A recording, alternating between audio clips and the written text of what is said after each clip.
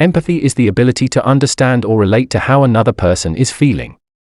Part of the reason autistic people struggle with empathy is because this feeling requires the ability to read body language, facial expressions, and to understand tones of voice so as to infer how another person might be feeling even if they can't or won't tell you what's going on inside their minds. Since people on the autistic spectrum have literal mindsets, it can be challenging for many of us to read between the metaphorical lines, because we often lack the ability to understand the nuances of body language, facial expressions, and tones of voice. For example, while working at a Victorian bed and breakfast, I once got a telephone call from a woman who was in tears because her father had just died. She said she needed to book a room at the B&B. Although propriety told me that I was supposed to say, "I'm sorry," in response to having heard of her father's death, I was unsure as to what to say next. The inn's policy was that all guests were supposed to be told about the services we offered, which included a made-to-order breakfast, cable TV, and free Wi-Fi access. The fact that this woman was in tears made me momentarily wonder if I should tell her about our services. Since I have a literal mindset and since this was our lodging policy, I proceeded to tell her all about our complimentary services. For reasons that I did not understand at the time, telling her about our breakfasts made her cry even more. "That's just what I wanted to hear," cried the woman. "I told you that my father died and you're telling me about breakfast, cable TV, and Wi-Fi." "You're welcome," I told the woman. People on the autistic spectrum are often accused of being insensitive. Some critics have even suggested that we're narcissistic. I do not agree with this assessment. A narcissist is someone who is self-absorbed and who acts as though the world revolves around that person.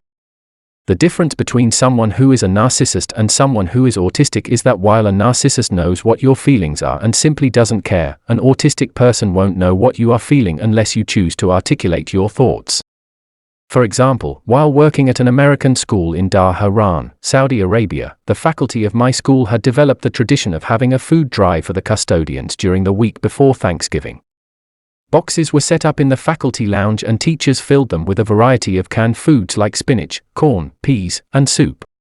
I first witnessed this tradition in November of 1991. Although I initially applauded the idea, I quickly learned that instead of making this an act of charity, the faculty had turned this into a feel-good holiday activity. Instead of simply collecting food and quietly giving it to the custodians, the principal made a spectacle of our generosity, and required the custodians to be physically present so that we could make a big show about giving them this food as a demonstration of how kind and generous we were. I always felt bad for the custodians who were clearly uncomfortable about being the focal point of our attention. Some of the food donations also bothered me. Since our custodians were primarily Pakistani, would they even eat foods like cream of mushroom soup, ragu spaghetti sauce, or chili with beans? After that awkward first Thanksgiving, I sought out Ashroth, who was the custodial foreman. I asked him in private if there was anything I could get him instead of the canned goods that the faculty had provided. "You are very kind. We would like a turkey," observed the foreman, with a huge grin. "A turkey?" I repeated. "Yes, Mr. David, a turkey would be most wonderful." I subsequently went to a supermarket and bought 2 of the largest turkeys I could find. I then made a beeline to the school and quietly gave the 2 turkeys to the head custodian. Although some of my colleagues took note of the fact that I had not contributed to the faculty's food drive and likely thought of me as being a selfish miser, nobody ever knew that for the 6 years that I was at this school, I gave a pair of 20-pound turkeys to the custodians each November. I always did this in private after hours. Nobody knew what I had done until my last day of work on the eve of my transfer within the Saudi Aramco oil company from Dhahran to Ras Tanura. On that last day, I finally asked Ashroth why he had asked for turkeys. While I understand that many cultures have a harvest festival, I couldn't see Pakistanis sitting down to a traditional American Thanksgiving dinner with turkey, mashed potatoes, dressing, and cranberry sauce. "Oh, Mr. David, the turkey is a very big bird. We cut up this bird and divide it among the crew so that each man may have a portion. Some make soup, some roast the meat, some make curry. The turkey, it is a very big bird, and I thank you for your kind generosity."